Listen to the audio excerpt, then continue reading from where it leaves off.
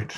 I want to welcome everyone to our webinar this evening. My name is Tim Cole, and I am the Director of Waypoint Church Partners, and we are glad that you're joining us. We provide a webinar every month on a ministry-related topic in 55 minutes or less to try and serve church leaders to help them really gain traction in their particular area of ministry in the church. That may be for elders or for first impressions teams, or this month, for a couple times a year, we try and do a webinar specifically for people in the missions area of the church. And so the topic of tonight's webinar is how to make a bigger impact with fewer missionaries. And so we are glad that you have joined us here tonight. And I want to start off by saying there are a couple of buttons at the bottom of your interface here that we're going to be using here this evening. One of them is a polling. Well, that's a button on mine, but I'm going to drive 2 or 3 polls just to ask you some questions. There's also one that says chat, and typically we try not to use that, but actually we're going to here in just a few minutes. But the most important one is the Q&A button. And so if you've got a question anywhere as I go, as soon as you think of the question, if you would type, it'll go into a queue on the side of my window here, and I'll see that. And when there's an opportunity, either right then or by the end of the webinar, to chime in and try to answer your question. And so we'd like for you to do that. And if we don't get to answer your question live, I get a report at the end of the webinar of all the questions that were asked through the Q&A button, and then I can respond to your question within the next day or so. So, but first of all, we would like to give thanks to our ministry partner and the sponsor of our webinar series, which is Mid-Atlantic Christian University. And they have been our sponsor since we began this series 3 years ago, and we're very thankful for them as another organization that exists to help churches and church leaders. So we're very thankful for them and their partnership to have this webinar series every month. And so I'm going to begin here by driving a poll here. Let's see. And so the question is, people, including yourself, are watching the webinar here this evening. We take this attendance so that we can give a great report to MacU at the end of the year about how many people joined our webinars throughout the year. Last year, we had nearly 600 people join one of our 12 webinars last year. And so hopefully you joined one of those last year, and we'll continue to join them this year. People to go with you. So we've got full attendance already. That's great. And so thank you for filling that in. And so I'd like to start by telling you a story. This is about having a greater impact on missions with having fewer missionaries, which sounds a little bit counterintuitive. And but I can tell you the story. I've been a part of 5 mission teams in my life, one in Kentucky, one in Michigan, and then 3 here in Virginia. And then I have advised many other churches and their missions teams, even at missions retreats and things like that, to help facilitate those. And so I've gotten to get a little bit of perspective about what churches are doing. Of course, our job with Waypoint Church Partners, I get the time from their first impression in their services for sound, light, and projection and preaching, but also get to interface with a lot of missions people, because thankfully we have a great number of churches that are financial partners, financial supporters of the ministry of Waypoint, starting new churches all around the region and supporting established churches with strategic services. So last year we had 143 churches that supported Waypoint financially in our Mid-Atlantic region. There's about 520 churches in the Mid-Atlantic region, Christian churches, and 143 of those supported us financially. And so we get to interface a lot with mission committees and mission leaders, and so we get to see kind of what's going on. It's fascinating. But I was part of a mission team years ago, and I was new to the team, didn't really know how the church operated in missions, and I sat in, I don't know if it was my first meeting, but it might have been my second or third meeting, and the elderly gentleman who was the missions committee chairman, one of the elders at the church, brought up a question about whether we should continue to support a missionary that we had been supporting for years. And so the conversation went around the table. There were 10 or 12 people on the missions team. And this is no lie, we went nearly an hour. It was probably at least 45 minutes about all the pros and cons about why we should or shouldn't support this missionary. And we supported a lot of missionaries. And so finally, as the new guy, I finally kind of raised my hand and said, so how much are we sending this missionary every month? And the elderly gentleman kind of rifled through his briefcase that he had all his mission stuff in, and he pulled up a little report. He looked down the list, 28 missionaries at this church. And he looked down the list all the way to the bottom. He said, we support this missionary $10 a month. And I just thought it was so comical to one level, but just so interesting that we had 28 missionaries at a church was running about 400 at the time, and that I don't know how much the top end that we gave anybody, but they were all differing amounts. I don't know if any of them was the same. And one missionary was $10 a month. And I don't know what kind of impact we were making on that missionary's ministry, but certainly nobody at our church knew about this missionary that we supported.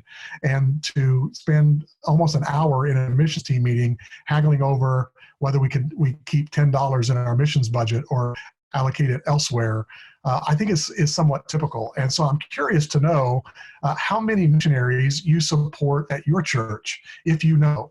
And by missionaries, I would say specifically, we can categorize this out, but I would specifically say international missionaries, because some churches count anything outside of their church as a mission, whether that's a Bible college or a church camp, or a food bank or a pregnancy crisis center, and we're going to talk about that in a little bit.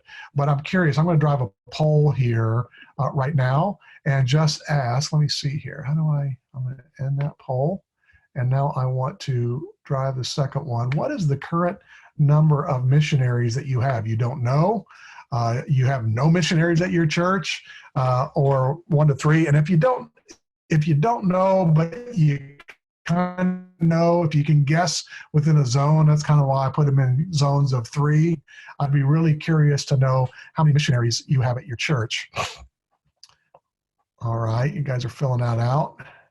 So we are 10, 11, 12, 13, 14. All right, a few more people will chime in. It looks like the average is somewhere 6 to 9 is kind of where most people is. And so that's actually pretty good. We have one church that reported 19 plus, which is not a bad thing, but that's what we're going to be talking about today. So there were a couple of churches that only had 1 to 3 missionaries. So that's great.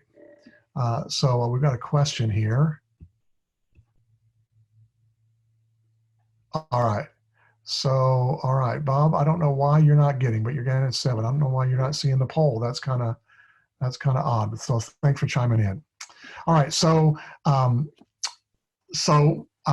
kind of think if what we're going to talk about today is creating a plan for how many missionaries your church might want to have and why, and the reasons or the implications of making a plan for that, having a strategy that says we're going to have this many missionaries. And most of the churches, when I help them with their missions strategy, let's talk about the missionaries that you have and how they became your missionary. And usually there wasn't a whole lot of strategy. It was, well, this person knew this person and they brought them to our church, and so we met them, or there's usually a number of circumstances, but it's a whole history. Some of missionaries you might be supporting for 20 or 30 years. Some of them are kind of new.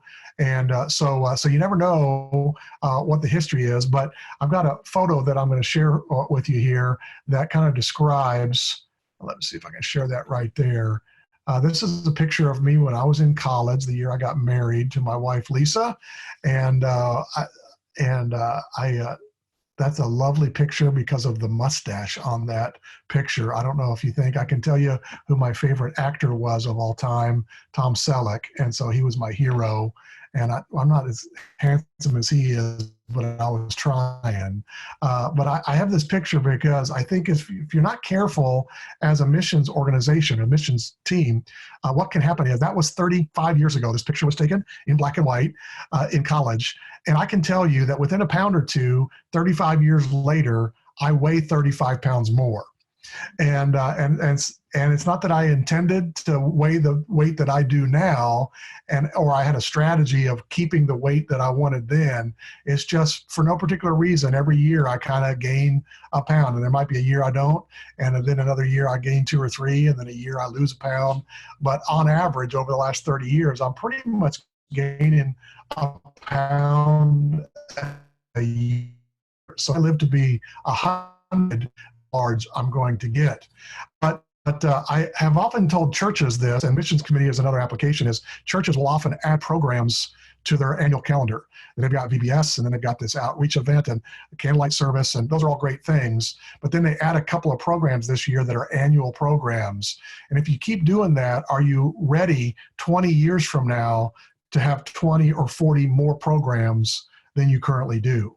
And it's not that you add them all at one time. It's just you add them 1 or 2 a year, and you have to think ahead about 20 years about what's this going to mean for our church if we keep adding programs. And the same would be true for a missions team, is to create a strategy for how many missionaries you want and how can we make the best and biggest impact with that number of missionaries, so that 30 years from now, we don't go from having 10 missionaries to having 40 missionaries that we can't even remember who they all are.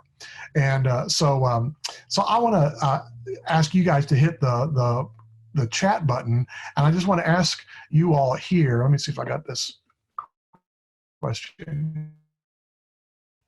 Is why in the world? What are the benefits of having fewer missionaries? Well, it's not thought, a lot of people think the more the better, but tonight I'm saying I'm not so sure that's true. And so why would we think about having fewer missionaries? And by that I mean having some number 3 or 5 or 7 missionaries and not 12 or 15 or 20. I've known of churches to have 30 and 40 missionaries, international missionaries that support even small churches, like, you know, a church of 50 or 60 members would have 30 missionaries that they're all giving a small amount to. And so if you would hit the chat button right now, and I'm just curious what you all would say. I have to put that you can make a bigger impact with fewer missionaries. All right, more concentration on the few allows more prayer for the fewer, more money, and more communication. That's a great answer from somebody. Can't see who it was. MAT is all I know. There, more intimacy and prayer support, better financial support. There you go. There you go. Somebody chimed in and said you could pick 1 or 2 and just support them with excellence. Oh, it's Matt Scott. All right, Matt, thanks for clarifying who that is. What are some other reasons? We're getting at the 3 or 4 that I really want to focus on tonight. So you guys are thinking through this pretty well. Higher amount of money each month. That's the financially is certainly the easiest one to do the math. If you've got, you know, some round number, $1,000 a month to give away, it might be more or less. If you're going to divide that by 20 missionaries, you're giving them all $50 a month. Or if you divide that by 5 missionaries, you're giving them all $200 a month. And so that's a different one. All right, you get to know them and their work better, greater personal involvement with them and care. All right, so you guys have done great. So those are kind of the input that I thought would be good. The focus on those groups to equip their people with sharing the gospel, and that's another. Well, these are great answers. You guys could lead this session just as well as I could. So there's 3 really big benefits, I think, or goals that you could have for having fewer missionaries. One of it is just, can your mission team in specific, but your church in general, know all of your missionaries? And by know, I just mean know them by name.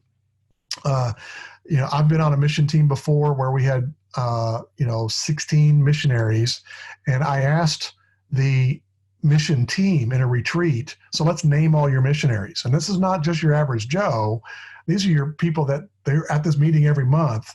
And and and as a group, we can only come up with like 13 or 14 of the 16 missionaries. And how can you make an impact with a missionary if your mission team can't even remember who they all are? And so that's the simple one. But also I would have a goal is if you could have few enough missionaries that every person in your church would know who your mission partners are. And who knows what that number is? It would be strategically how much you can utilize communication about them. But I would say 5 to 7 would be a really good goal, to where if you went up to not just a new person or an unconnected person, but a person that's pretty regular at your church, and say, hey, who are the missionaries that this church supports, that they might not get all 7, but they get 5 out of the 7 or 6 out of the 7, or if they might not get all 5, but they get 4 out of 5. And I think that would be a win for the church at large if they can remember, rather than just, well, the mission committee's off in that classroom once a month and they dole out checks to people we don't know. With a smaller number, you could ask the average Joe at your church, who do we support? And they could give you a pretty good answer. And so that would be a good goal. Another goal that I would think a benefit is you could have a strategy, choose a strategy if you could, of having some kind of rhythm of going to visit those missionaries on site.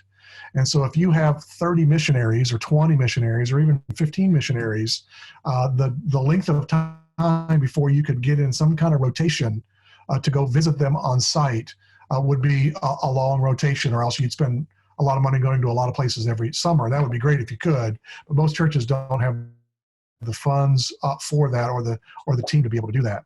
And so you can make a strategy for, we're going to try and visit our missionaries every year or every 2 years or every 3 years. Or if we have 5 missionaries, we're going to go visit one every summer. And so I think that's my last poll that I want to do today. Let me see. Let me end this one. I'm curious, you guys are doing really great with this so far, is how often does your church visit your missionaries currently? If you were going to try and have a strategy for this, having fewer allows you to have a stronger strategy for this. You don't know how often, they never visit. Oh, I need to launch poll. Sorry about that. Boop, there we go. That you go every year or even twice a year, or once every 2-3 years, or once every 4 years, or really there's just no, that you visit them, but there's no real schedule. All right. We're about halfway there. You guys are chiming in. All right. 7, 8, 9, 10, 16. All right. A few more to chime in. So it looks like our answers are, there's about a quarter of the churches represented tonight never go visit their missionaries. Another quarter, it's once a year or more, which is great. And then the other half is either every 2-3 years, which is still strong, or there's no real set schedule. 40% is no set schedule. So so I think that's interesting. We've got one more that could, let me, so how do I can share the results for that. Everybody's chimed in there. So there's the largest group there is no real schedule, and then there's about a quarter is never. But I think it's really strong that 33%, 1 of 3 churches are going once a year to at worst every 3 years, and that's great. And a fewer number of missionaries allows you to have a tighter schedule of when you can go visit them. The church that we attend here is trying to get in a schedule where we see every missionary every year. And that takes some dedication, but we have reduced the number of missionaries we had to a number down to 6. And they used to have 2-3 times that. And so that allows us to say, we're going to come see you, even if it's just 2-3 people every month. Now, someone chimed in the Q&A or the chat about why is that you can care for them a little bit stronger. And I think that's one of the critical reasons why fewer is you can make a greater impact, is you're making an impact through your missionaries. And so the health and of your missionaries is really critical. And your church can start to develop a passion and a vision for pastoring your missionaries. And that's why where I'm currently going, we're trying to go every year so that we can see how our missionaries are actively doing. And it's different when you see them eye to eye, when you have dinner with them at their place, than via email or even Skype or Zoom like we're on tonight. But it's different when you go visit them and actively give them some care. And that care has a residual effect. If you go visit them for a 3-day or a 7-day trip, and you're just trying to breathe life into them, you're not doing a project, you're not having to do something that takes them away from their normal rhythm, but you're just saying, hey, we're here to care for you. That will have a residual effect on their spiritual, emotional health for weeks and months after you leave. And they'll say, we've never had a team that's come just to care for us. They're coming to tell us what they're going to do while they're here. We gotta do all the work to help them do that. But if you would go care for them, and we've got another webinar that we have done in the past that talks about, oops, I forgot to share. Hold on one second. I went over there but didn't share it. And it's called Minding the Gaps. And the idea is, and this is a missionary family that I grabbed off of Google that I didn't know, just a picture. So some unknown missionary that your church hypothetically supports, that there are gaps in your missionaries' care network. And that there are basically 3 components to the people that everyone assumes is caring for your missionary. One would be their sending church, their home church, which I'm assuming that most of your mission church for, you might for some of them, but you're just on one of the churches that are supporting that, but not their home church. But then there's their sending organization, and then family and friend network. And we make assumptions about the size of the care that each one of those are giving the missionary. That their sending church surely is doing a lot for that missionary, or the sending organization surely has a great plan to support and care for that missionary. And surely the missionary's family and friends are sending care packages and Skyping once a week, or whatever. And it's the assumptions of how big are the gaps that are between these 3 circles is the question. And a lot of times we assume that there are no gaps between those 3 parts, that surely that missionary is being well cared for. But if you start digging in and ask your missionary about these 3 circles, this little chart, you won't be surprised to find that usually there's at least 1, if not 2, or even 3 of these circles that are much smaller in the size of care that they're giving than you would think. So their sending church is sending them a check, no care. And so the size of that circle is only that big, which means the gap of care between the yellow and the green is larger. Or you might have a missionary who's the only Christian in their family. And so they're not getting any family support. The family actually thinks they're crazy for being a missionary. And so that circle might be a lot smaller than you would think, or their family's just not engaged in what they're doing for one reason or another. And the same would be true for the sending organization. Some missionaries have a very weak sending organization. Some are much more well-developed. But when you put those 3 together, you realize that your church cannot be just a church that sends a check or even a mission team occasionally, but can have a vision towards how can we be the church that helps fill the gaps in the care that missionary is receiving. And it's a great view towards how you can make a bigger impact with fewer missionaries, because you can focus and with excellence. That and the idea of who's pastoring your missionaries, and that's something that your church can do practically for free, just for having a view towards how could we be a church that tries to fill in the gaps between these 3 circles. And so fewer missionaries, for me, that's one of the most powerful ways that you can really focus on 3 or 5 or 7 missionaries, and even draw this out and ask them, and you draw it on a napkin when you're over there visiting them in whatever the country they live in, and they will tell you how big this are, and you'll see where the gaps are that you can fill in for them. I knew of a missionary that one of my churches supported who was that story of, he was basically the only Christian in his family, so his family network was very small. And he got married overseas to a national in the country where he was serving. And his family his parents were older and they were Christians, and his family did not plan on coming to his wedding overseas in Southeast Asia. And so the church that I went to heard that his family wasn't going, and people in our church said, well, we'll fly over there not to do a project, but just to be his family for his wedding week. And so they were filling that gap because that green circle was so small that they said, well, we can fill that gap for him. It's a beautiful picture of what a church can do to make an impact on a missionary by seeing the gaps that they can fill in missionary care. All right, let me stop sharing that. Back out of there. All right. Where am I going? So, when you're making decisions about how many missionaries you should have, you have to decide why you're going to pick a missionary in the future.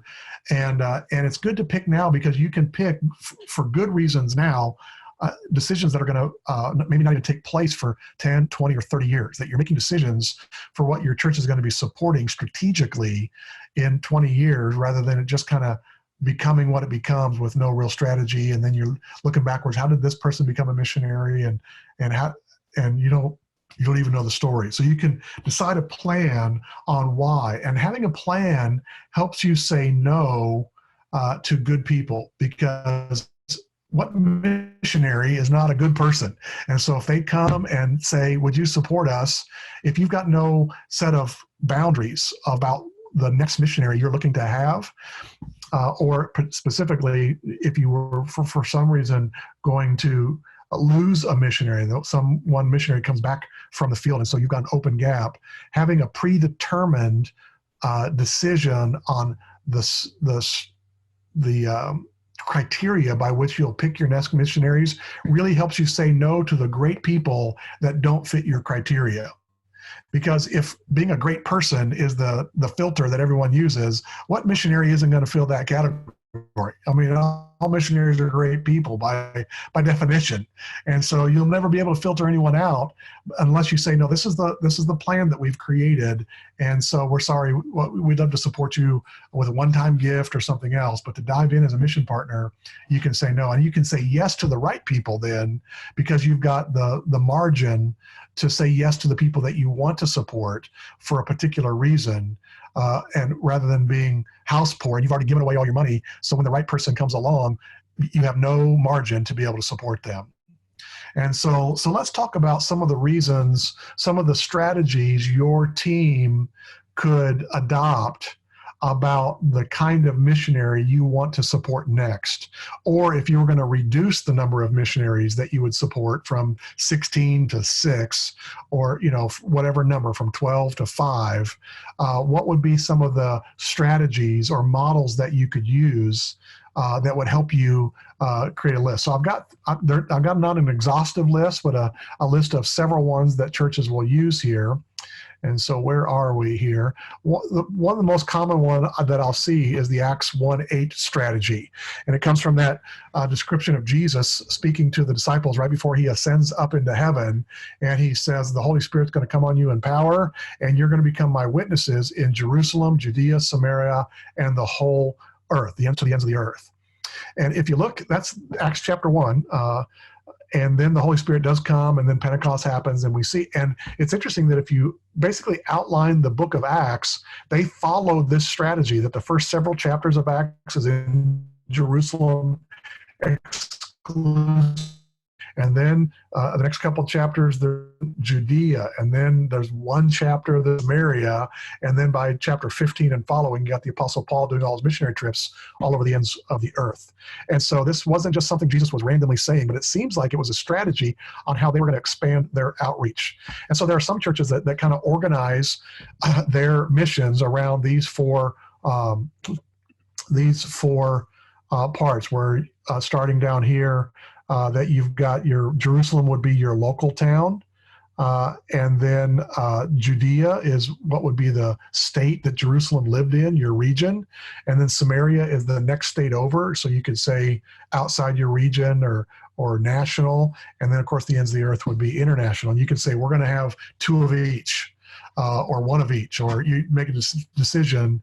And so then when someone comes to approach you about, would you support me as a missionary, you can look at your this pre-decided strategy and say, no, we're waiting for this kind of missionary, and that unfortunately doesn't fit, but can we bless you in this other way? So that's one of the strategies people will use. Sometimes there'll be a 7 continents strategy, which I kind of like, just be up for, I don't know what reason, but I guess the symmetry of it, where you would support a missionary on each of the 7. Antarctica is kind of hard because it's only penguins in Antarctica.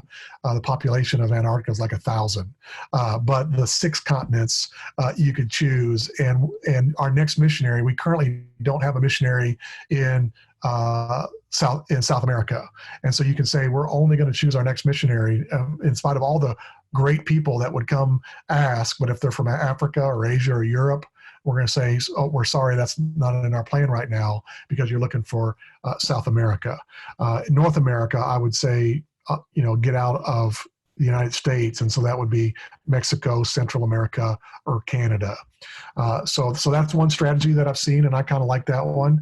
Another strategy is world religions that you can or someone that is reaching out into each of the major world religions, Islam, Hinduism, Buddhism, the tribal Chinese religions, or whatever it would be.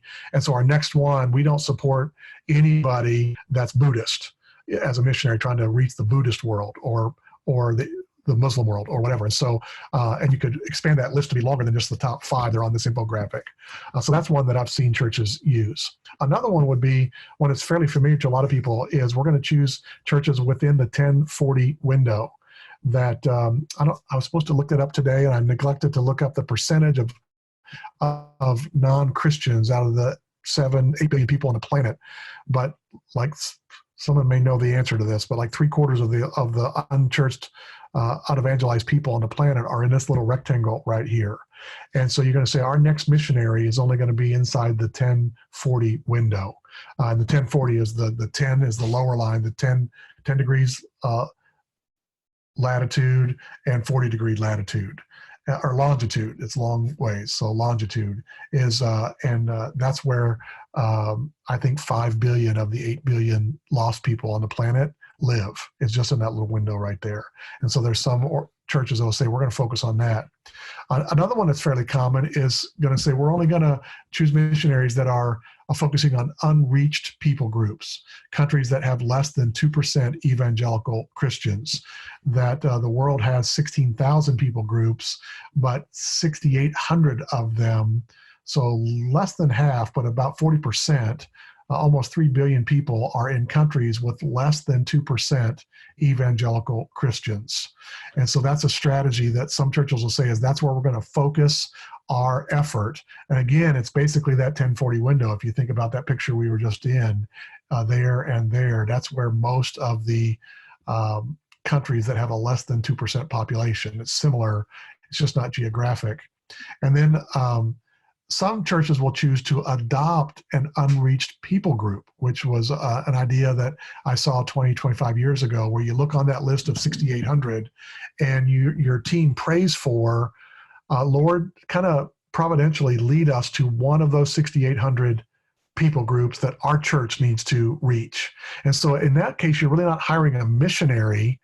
You're adopting a people group, and then you find a missionary whose calling is to reach that people group. And if that missionary decides 10 years from now that he's switching to another people group, you say, well, thanks for your 10 years. Our church is focused on this people group.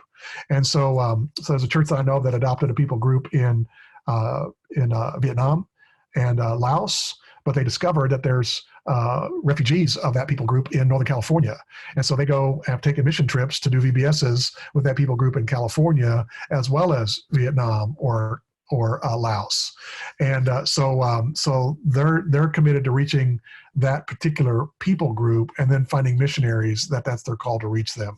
And I kind of like that idea, because then you're taking one of these numbers off the map. The 6,847 can become 6,846, and what a great thing to be able to say.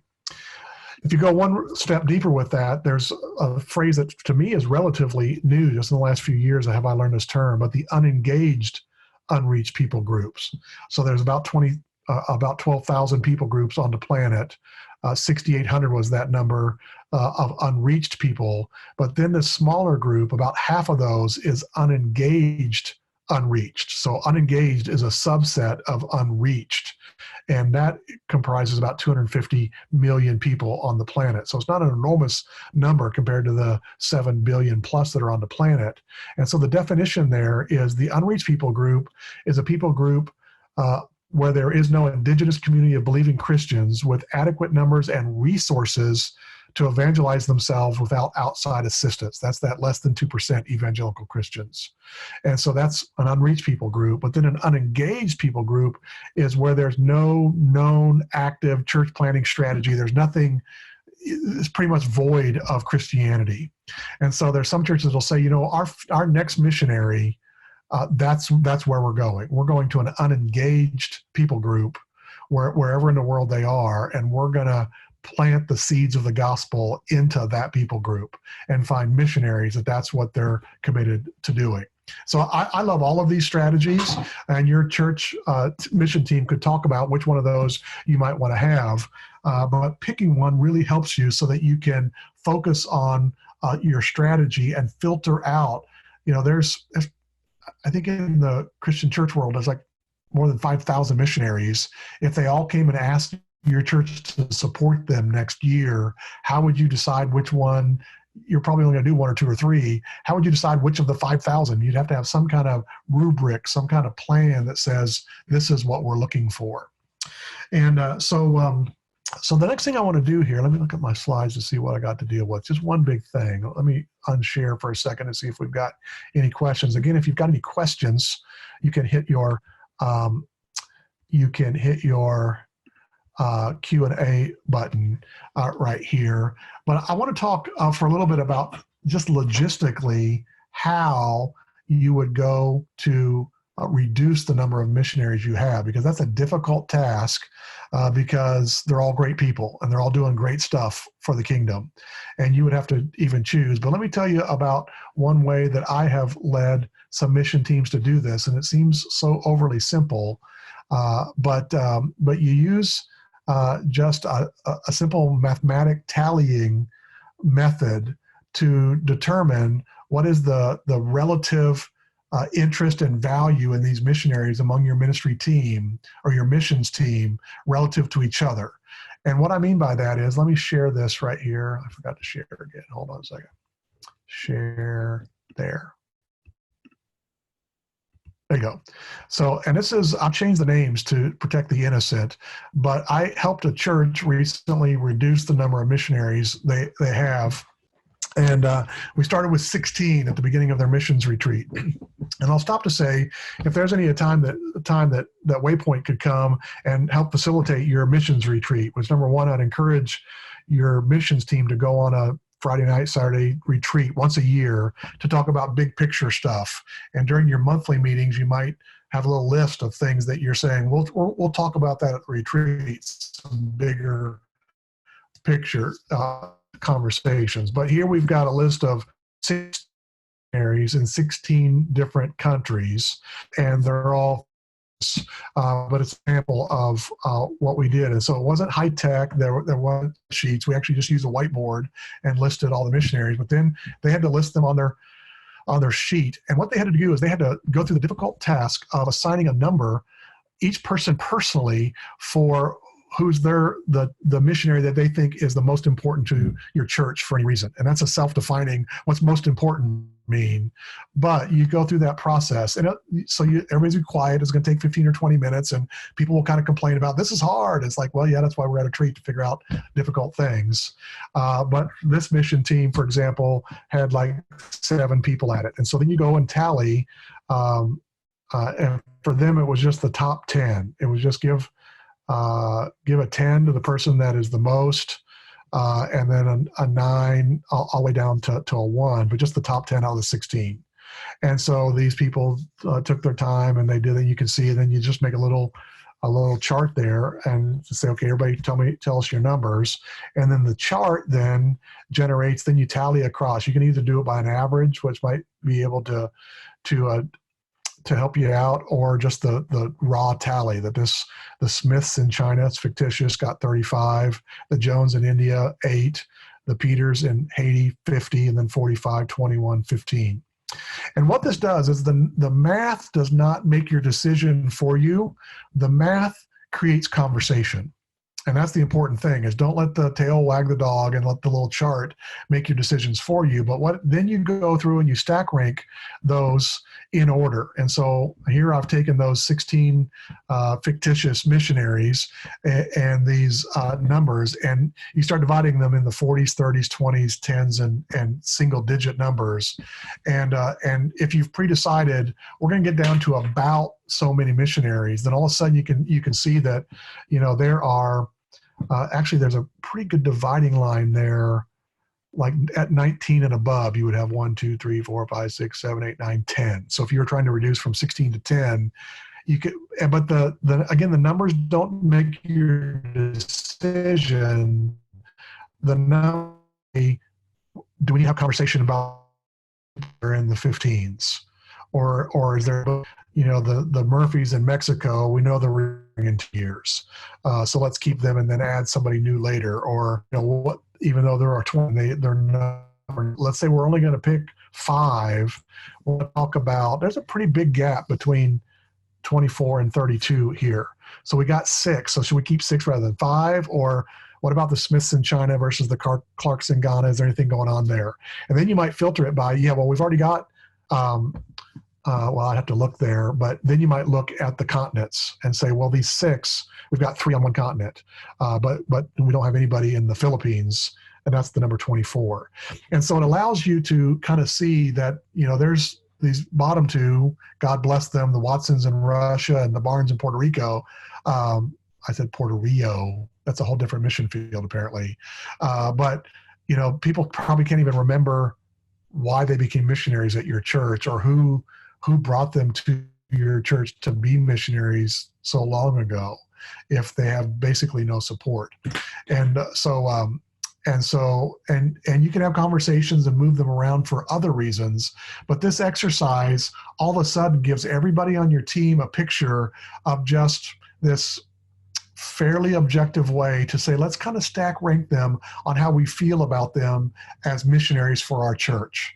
And and it takes a little bit of the emotion out of the room, and then the emotion will be, so what about this missionary versus that missionary? But if you say, well, none of them are Buddhist, but the Greens in Thailand, they're in a Buddhist area, and so maybe we got to bump them up above the Harrises in Poland because we're already in Russia or Moldova.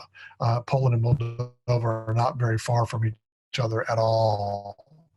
And so we'll drop the Poland and add the Thailand because of the world religions that we're trying to reach.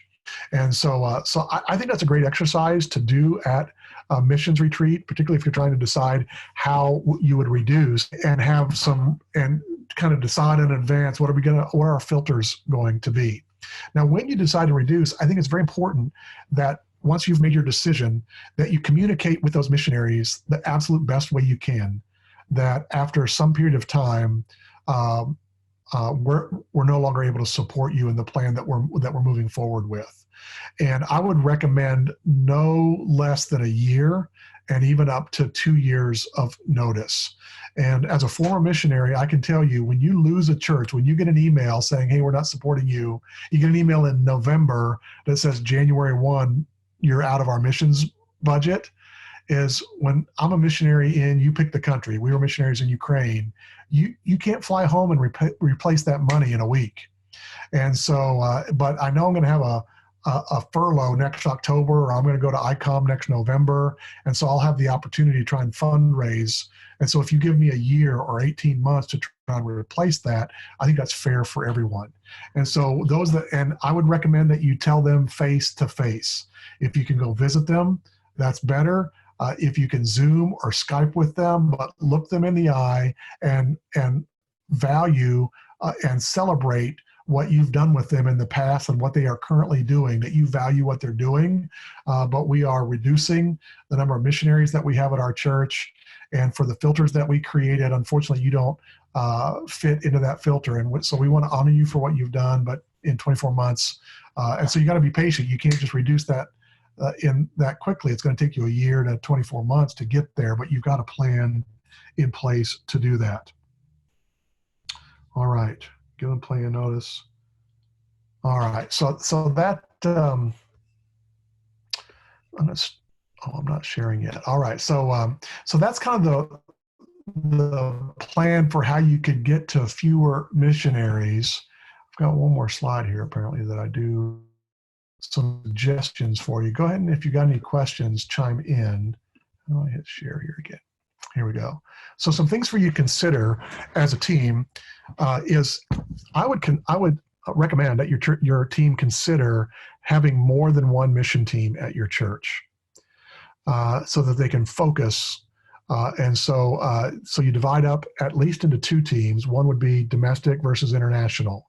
And so everything in America would be church camps, Bible colleges, if you support any of those, but even missionaries that are, whether it's to the American Indians or you Pregnancy Crisis Center, whatever it is. But you might even have more where you have 4 teams rather than talking about 4 categories in a mission meeting. Is you have a Jerusalem, a Judea, Samaria, and an international teams. And that you can involve more people in your church. And let's say you're heading to mission, decide how you break it up, but give each one of them 2.5%, a quarter of your missions budget. So a quarter goes to our town, Pregnancy Crisis Center, the food bank or whatever. And the 25% of it's going to go in our state or our region, the Mid-Atlantic, like to Waypoint, starting churches in your region. That'd be a great one. But then national, like Bible colleges or ICOM, churches support ICOM financially or whatever, and then international. It involves more people, develops more leaders, creates more focus. So I'd think you should consider doing that. I'd also recommend that you consider adding a discretionary fund. Call this whatever you want, but it's an amount of money in your missions budget, and many of you probably already have this, but it's a chunk of funds for the year that you can hear requests, and if they don't fit into your filter for what you're as a team and your strategy, you can still say yes with a one-time gift. So I was at church one time where we had a gal come to us that was a daughter of a member of our church, and she was going on the mission field, but for a couple of reasons didn't fit into our strategy of what we're going to be doing. But we bought her plane ticket to get to the mission field the first time. It was like $1,200. And so we pulled that out of our discretionary fund. We didn't support her monthly because of our strategy, but we could still say we value what you're doing. And then once your discretionary fund runs out, then if someone asks you in December, you can say, well, we have some money next year that we might be able to give you if you come back to us first quarter of next year. And so that helps you say yes to people without committing to them for the long term. And again, it also allows you to say yes to the people you want to say yes to, who your next missionary is. The other thing I'd suggest you consider is start saving now for a missionary you do not yet have.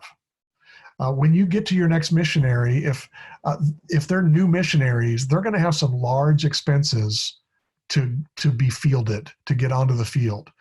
When they get there, they're going to have to put a down payment on their apartment that they're going to rent, or if they're in Africa, they're going to need a 4-wheel drive truck that is very expensive. And if you start saving, put some money away, then you'll be able to say, here's $5,000 towards the truck that you're trying to buy. We've been saving up in advance for a missionary we did not yet know. And so you can start and you can even identify with these strategies on the profile of who that next missionary is going to be. It's going to be someone trying to reach a Muslim nation on this continent, and so they'll send that person there, and so that you can then really leverage and become a major partner with them because you've been saving some part of it. Rather than having 5 missionaries, you have 6 missionaries. You divide by 6 your mission support, but a sixth of your missions is going to someone you do not yet know, but they're already in your budget. Because when you decide to put them in your budget, then where are you going to come up with the money? And so you put it in a budget ahead of time, and they're already there, and you can say yes, and you're already straight in. All right.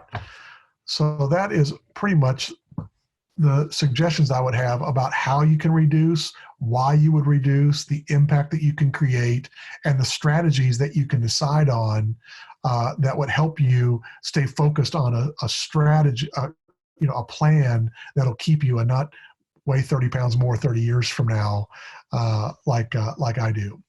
So we're really glad that you've been part of our webinar tonight.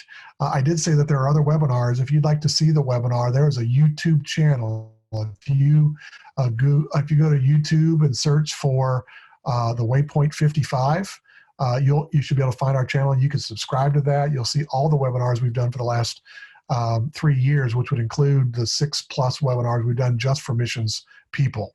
And so, but you can find that one about, there's 2 or 3 of them that are specifically about how your church can really gain a vision towards having missionary care for pastoring your missionaries. Let me tell you real quick, as we're just got a couple of minutes left on our 55 minutes, about some upcoming things that are at Waypoint. Primarily our next couple of webinars that you may not be interested in personally, but you'll know who at your church will be most interested in these webinars, and you'll be our best advocate to get the people at your church to watch these webinars in the next couple of months. So the first one of those, the next one that we've got coming up in April in a month, is about local politics and the local church. So it's not about national politics and all the crazy town that we see in Washington, D.C. But we've got a gentleman from one of our plants that just was elected as a county commissioner. He's a friend of mine. And I've asked him, hey, what learning about local politics by being in your first election? And he said, oh, I've learned a lot of stuff, particularly about for churches. And so I said, would you be willing to share how the church can make an impact in their community through making an influence on the local political scene? Political scene is probably a strong word, on leveraging in appropriate ways your church's impact on the local community. And so he's going to be doing that one next month. And then the following month, we've got one about why merge. There's a lot of churches across America, including in the Christian church world, that are merging. And we're going to hear from 2 churches here in the Waypoint region that have merged recently. And we're going to hear from the church that merged into another larger church, and the leaders about why they did that, how that went, and why it was a good thing for them. And so I think it's really critical to hear if you're a church leader of any size, but particularly of a smaller church, is that something that we should consider? And so you may know someone, whether the size of your church, but you probably got friends at churches that might want to hear this message about, is this something that you should think about? And so we're going to hear about that. And next week, we have, it's not our webinar, but we've got our annual Art of the Sermon sessions that are coming up in 4 locations around Virginia and West Virginia and North Carolina. And so if you're a church leader that speaks in particular, or maybe your church needs to send your preacher to one of these things, you can register for this on our webinar. It's our largest attended event every year, and we hope that you would come to that. The last thing I want to say, other than just giving thanks again to MacU, Mid-Atlantic Christian University, for being our sponsor of our webinar platform, is Waypoint is hosting the International Conference on Missions, not this fall, but next fall in Richmond, Virginia in 2021. And we have a campaign that we have started to try and plant 21 churches around the globe as a result of hosting the convention. And so we have invited churches from around the region, Waypoint churches, to be part of this campaign to raise $500,000, $500,000, to fund these 21 churches. We're going to be giving the money to 5 missions organizations, 4 organizations international, and 1 that does an international project here in our region, an ethnic immigrant church in our region, but then 5 in 4 of the locations. And we had just passed the $400,000 mark, that we're at 402 or something, $402,000. And so we're doing really good. If your church is not yet part of that campaign, we want to invite you to consider being part of that. And so if you went to 21to21campaign.com, there's a little bit of information about that, some frequently asked questions. There's a video that's about 5 minutes long that explains all the details of the campaign. And your church could be part of planting 21 churches next year as a result of ICOM coming to Richmond. Of course, we want to invite you to come to Richmond as well, to the International Conference on Missions. It's awesome. But we would like your church to become another church in this big campaign. It's a stretch campaign for us, but this big campaign to see 21 new churches planted all across the globe into these locations. So I will send you an email reminding you to look into that, and we would love to hear from you that your church is interested in joining that campaign. It's not a long-term commitment. It's just a 2-year commitment. You could set aside funds this year and next year to be part of the campaign. So we hope you'll do that. Well, thanks for joining us tonight. We're really glad you've been here. We're glad that you joined this one for missions in particular. And we hope that your church really makes a huge impact in the lives of your missionaries, and then, of course, in the missions, the ministries that they are serving in, by what your church does strategically with them. So thanks for being a part of it. We hope that we see you at one of the upcoming webinars, and we hope that we see you at ICOM next November in Richmond, Virginia. Have a great night.